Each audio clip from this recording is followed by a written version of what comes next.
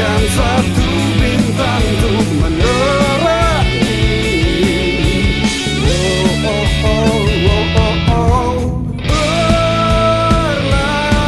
Berlarilah, kejarlah impian yang mampu membuatmu terlihat kembali kuat.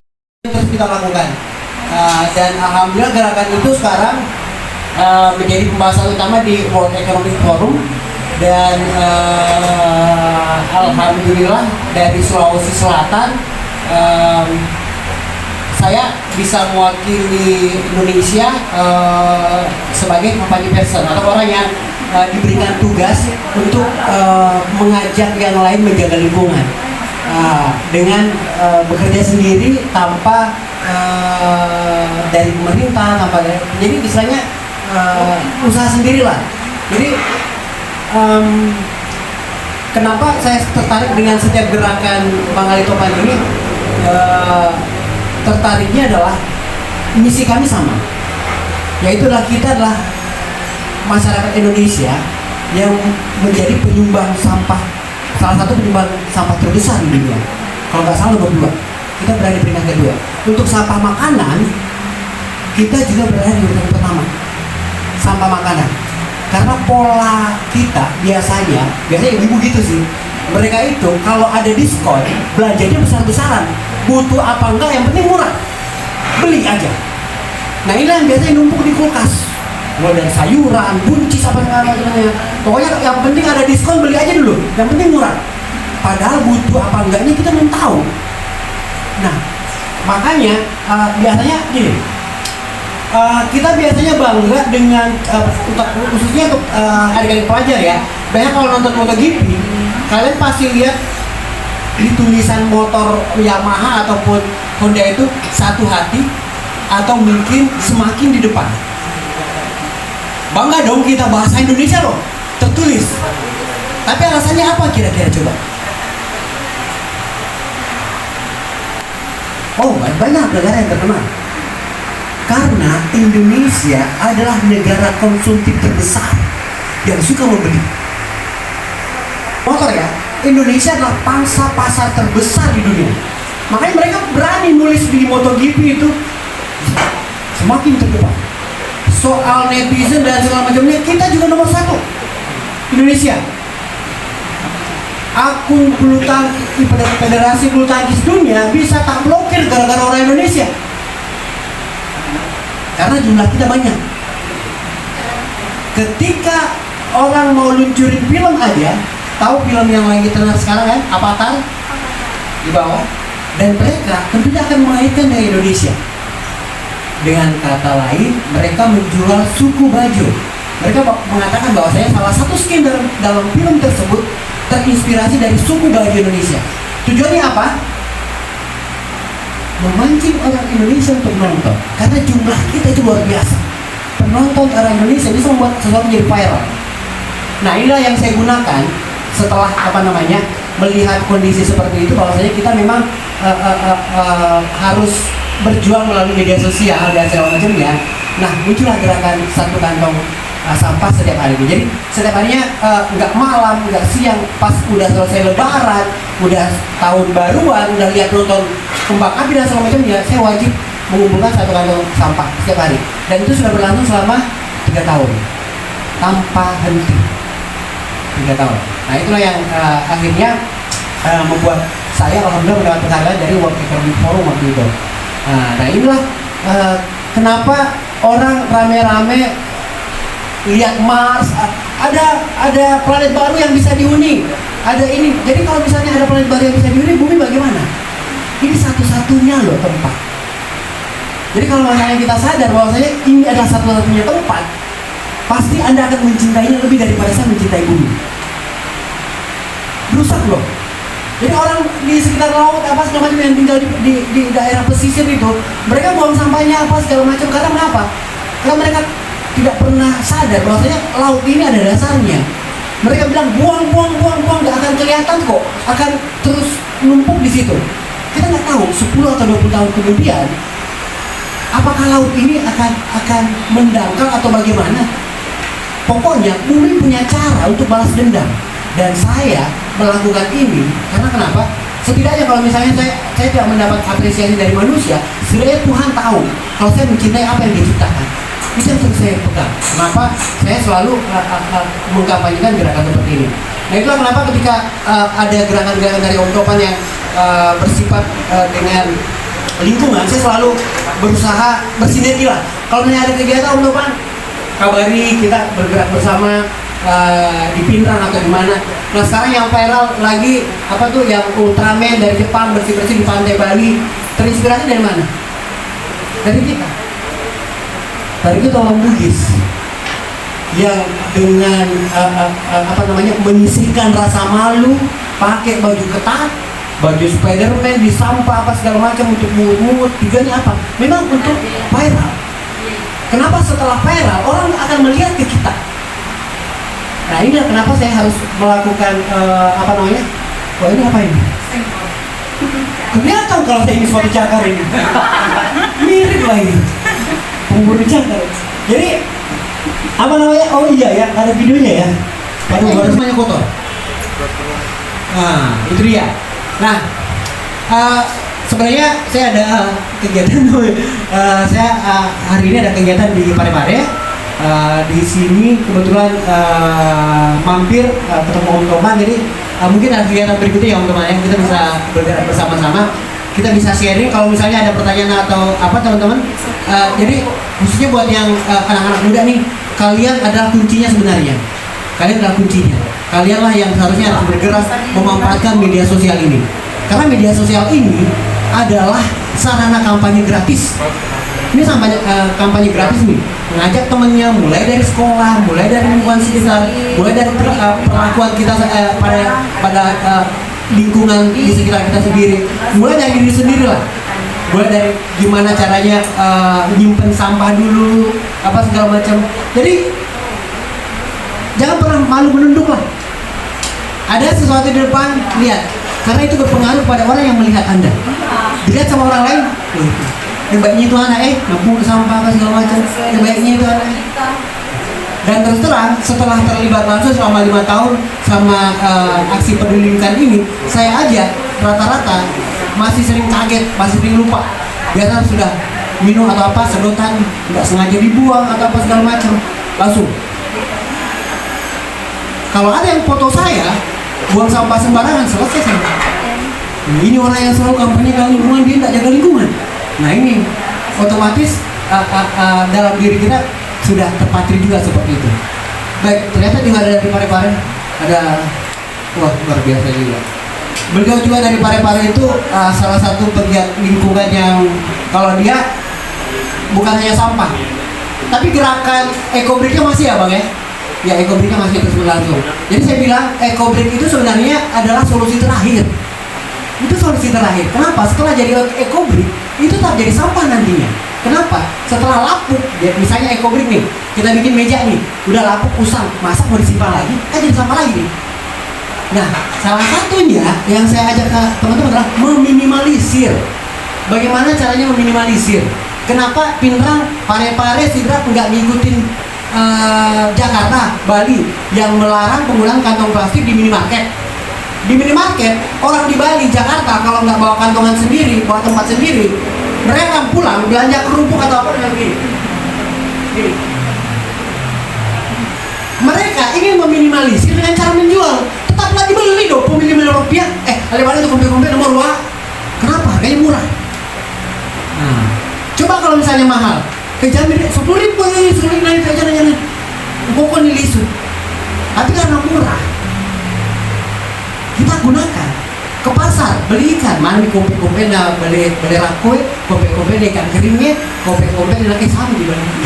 Ya, kompe-kompe sayur, kompe-kompe anak itu pulang ke rumah, kompe-kompe itu ada 20. Satu kali ke pasar. 20 kompe-kompe. Tidak sadar kita.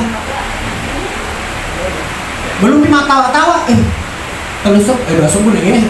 Alin pakai wala ruah, nala ruah pun ruah.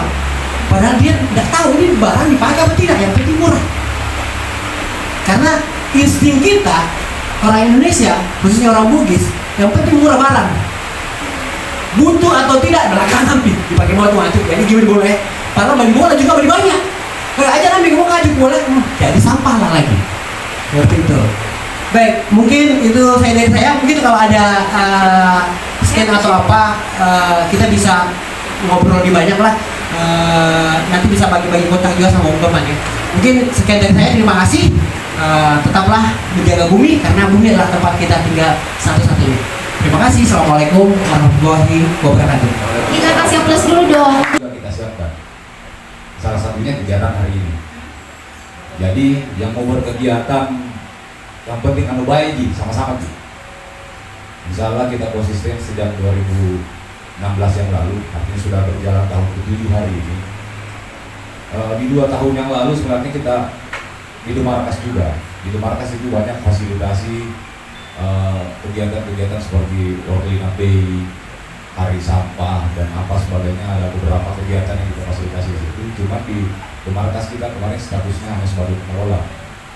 Per 2 Desember 2022 kemarin kita tarik diri dan alhamdulillah di awal tahun kemarin ini kita bikin sendiri. Ya, lebih fleksibel lah ngaturnya kalau kita yang punya sendiri. Nah, jadi saya mungkin tak panjang lebar karena intinya kita kalau baik sama-sama gitu. Kalau hal positif, jadi tidak ada alasan teman-teman, adik-adik semua untuk berkegiatan untuk alasan fasilitas penunjang misalnya atau fasilitas tempat, selama itu bisa kita kerjasamakan, ayo kita jalan sama-sama. Cuman ada satu sebenarnya yang masih masih jadi pertanyaan besar bagi teman-teman di Pinrang. Kita lebih banyak kerjasama dengan teman-teman Parepare. Yang lebih banyak permintaan kerjasama itu justru dari Parepare. Entah karena lebih banyak kegiatannya atau apa, justru anak mahasiswa Parepare, UIN, IAIN, kemudian UNISMO itu yang lebih banyak kerjasama dengan kita. Pinjam alat, pinjam jauh-jauh dari Parepare.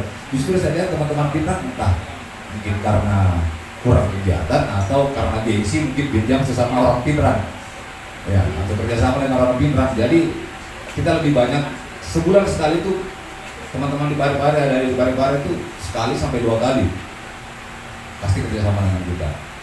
Nah, akhir-akhir ini justru lebih banyak dari adik-adik di Semansa. Hari ini kan ada lagi di kain hitam dengan kain putih yang di sana. Jadi kerjanya basicnya kita ini social entrepreneurship. Jadi kita melakukan kegiatan produktif yang bersifat profit untuk mendukung kegiatan sosial. Jadi kebetulan basicnya kita adalah event organizer, kemudian di multimedia design. Jadi perangkat-perangkat setelah pameran apa semua itu kita simpan untuk kita pergunakan kembali untuk teman-teman. Sama dengan di sini mungkin bisa dilihat isi tempatnya Exotico ini bukan tempat yang mewah. Ini barang bekas di semua isinya. Barang bekas, banyak sampah di sini. Cuman kita mampu mengelola sehingga ya mungkin agak estetik kelihatan. Di sini kita lebih banyak menggunakan sampah. Panggung itu pun sampah. Itu bekas pameran itu di depan. Bekas pameran Pemda di Makassar tahun kemarin. Yang sudah digunakan 3 kali. Ini sudah penggunaan ketiga kalinya. Panggung di sebelah sana ya selain besi yang dibeli itu juga semua bahan daur ulang. Jadi hampir semua di sini barangnya juga daur ulang. Perangkat-perangkat di sini meja kursi yang ada di Exotico ini tidak sama dengan kafe lain yang mungkin pakai barang-barang mewah buatan impor apa seperti sini bisa dilihat banyak kan refleks bekas. Nah, mungkin orang tidak fokus di situnya. Karena mungkin ada suasana yang berbeda hingga tidak fokus ke fasilitas yang digunakan. Di sini hampir sebagian besar juga kita gunakan barang bekas. Cuma memang ada satu kendala kalau dalam pengelolaan yang seperti ini, masalah penggunaan plastik. Karena kita tidak bisa lepas dari penggunaan plastik itu tadi, tapi diminimalisir atau bisa digunakan ulang. Jadi alhamdulillah kemarin kita sudah kerjasama dengan salah satu, sebenarnya dia masih merintis juga untuk menggunakan. Jadi sudah ada di sini yang tampung sampah plastiknya. Jadi sampah plastik di sini tampung untuk didaur ulang kembali. Dan dia siap beli, tapi kita jual. Yang penting bisa dipisahkan dulu. Karena mungkin ada dari Ilman. Ya. Ini kemarin ada waktu kita di Markas Kelola, di awal-awal kita semangat sekali masalah pemilahan sampah dari rumah. Semangat sekali di awal-awal. Bahkan di Markas itu di awal kita siapkan 3 tong sampah. Ada plastik, organik dengan pokoknya ada 3 kemarin. Tapi setiap hari ketika mobil sampah datang, cuma 1 kan mobil sampahnya. Jadi begitu sudah dipilah, naik mobil sampah nyatu lagi. Ya, kayaknya agak sesuatu yang ketika kita ini akhirnya kita banyak kerjasama dengan teman-teman yang yang aktif di kegiatan pengolahan sampah. Salah satunya mungkin dengan Elektropat. Ya. Ya mungkin itu saya mungkin hanya sedikit mengutip. Ya selamat datang Oppo. Ya. Ya, satu mungkin quotes dari teman saya yang saya masih ingat sampai hari ini di gerakan Cibu-Cibu Pare-Pare. Gerakan Cibu-Cibu itu adalah gerakan 1000. Kemarin kita punya kegiatan awalnya itu dari kegiatan mengumpulkan uang 1000. Akhirnya jadi sebuah kegiatan yang besar di tahun 2015 di Mobil. Ada satu yang saya kutip dari teman, hal-hal yang baik akan berjodoh dengan hal yang baik-baik dan hal-hal yang baik. Terima kasih. Assalamualaikum warahmatullahi wabarakatuh. Kasih aplaus dulu dong untuk Kak Fajar. Dari kita, seandainya pemerintah anjurkan kita buang saja sampah sembarangan, wah itu kita bisa protes. Kenapa ada pemerintah begini? Tapi pemerintah bagaimana kita mau mengolah sampah ini dari rumah yang biasanya tidak terolah oleh pemerintah, bagaimana kita mengolahnya juga? Nah, jadi kami adakan kegiatan ini bagaimana ada motivasi untuk diri kita membantu program pemerintah dalam menangani sampah-sampah yang ada. Nah, ketika kita mengadakan begini, bagaimana ada inovasi kita sebagai masyarakat, sebagai warga negara yang baik, menjaga lingkungan kita dari pencemaran-pencemaran yang berbahaya untuk kesehatan kita.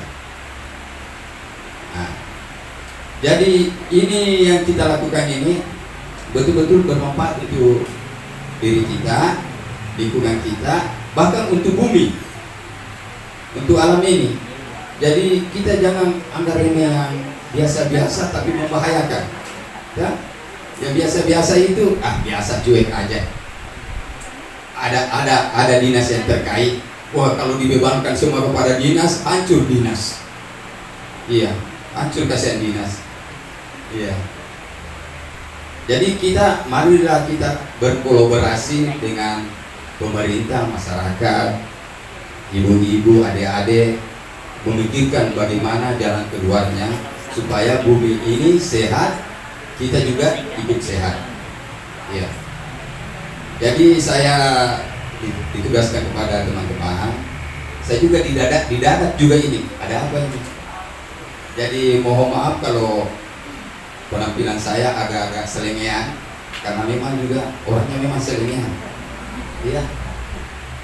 Bukannya saya lebih senang yang begini. Tidak ada batas dengan kita. Tidak ada batas, enak, enjoy ngomongnya. Karena saya itu bergaulnya di kalangan siapa saja, yang penting niatnya positif. Jadi semoga apa yang kegiatan yang kita buat ini ada manfaatnya dan bisa dilanjutkan seterusnya.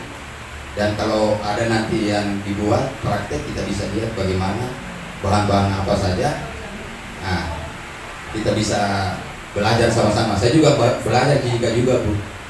Sama-sama kita belajar deh. Karena umur tidak membatasi kita mencari ilmu.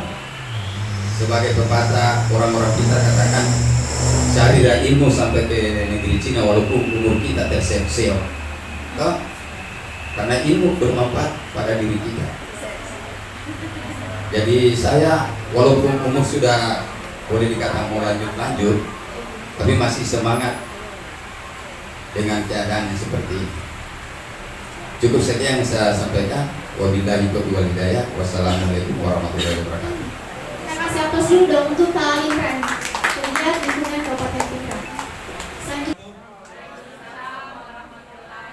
Sebelum saya lanjut, takut memang najolo.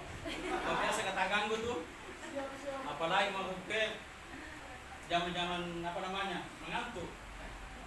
Lapor ke siapa padanya di toko maka ada jalan mengundang yang petang soni. Pena lagu-lagu kita pura Jumat. Tapi nanti ceng pura Jumat, maka pokoknya pura Jumat. Alhamdulillah, ibu-ibu, bapak-bapak, marilah kita senantiasa bersyukur kepada Allah Subhanahu wa taala. Pada kesempatan ini kita masih diberi kekuatan, lebih-lebih nikmat hidup. Permohonan maaf, sebenarnya saya ini tidak ada juga.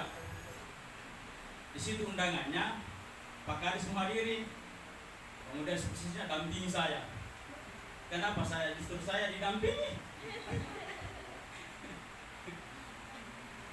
Tadinya saya tidak tahu juga bilang, apalagi ini mau ikut bensin. Saya cari-cari di YouTube, tidak ada dapat. Jadi setelah Pak Kadis tadi buka bawah di Nasem. Ini pelatihan. Permohonan maaf. Salam dan selawat senantiasa kita kirimkan kepada Nabi kita Muhammad Sallallahu Alaihi Wasallam. Segala kekurangan saya mohon maaf karena namanya juga kalau tidak ada Pak pasti bahan juga tidak ada. Untuk mempersingkat waktu pada kegiatan ini, modul pelajar untuk pembuatan ekspor bensin, saya buka dengan membaca Bismillahirrahmanirrahim. Apalagi mandi topan? Sudah nih. Ya untuk sementara, tapi saya itu lebih suka diskusi. Kalau nanti ada masalah, kita lebih banyak diskusi. Karena masalahnya ini saya juga tidak tahu apa nanti masalahnya. Mudah-mudahan kita bisa atas masalah tanpa masalah. Ya sekian, terima kasih. Kepala Bidang Kebersihan Perkim LH, yang terhormat dari Kodim, dari pengurus Bank Sampah Bayangkari dan pengurus Bank Sampah yang ada di Kabupaten Pindrang, dan teman-teman pegiat pejuang lingkungan yang ada di Kabupaten Pindrang, yang terhormat Ketua Perkumpulan Penyandang Disabilitas di samping saya. Jadi saya karena waktu juga, karena kita insya Allah sampai sebelum lanjut saya memperkenalkan diri. Nama saya Ali Topan, kelahiran Pindrang 19 Mei 1985, alumni pendidikan terakhir itu baru S4. Jadi pendidikan terakhir S1 Sastra Bahasa Indonesia, lari ke sampah. Iya. Jadi alhamdulillah gara-gara persoalan sampah saya kemarin diundang ke Jakarta langsung untuk menerima penghargaan Pemuda Inspirasi Advokasi Lingkungan. Akhir tahun kemarin 2022, alhamdulillah saya kemarin terima penghargaan dari Tagana Berprestasi dari Kementerian Sosial. Kemarin acaranya di Bali, tapi banyak kegiatan bencana di Pindrang. Saya tidak berangkat ke Bali karena harus ada data banyak yang harus disiapkan untuk laporan dari kementerian. Jadi Bank Sampah ini terbentuk di 2018 dan diresmikan 2019. Jadi alhamdulillah perjalanan.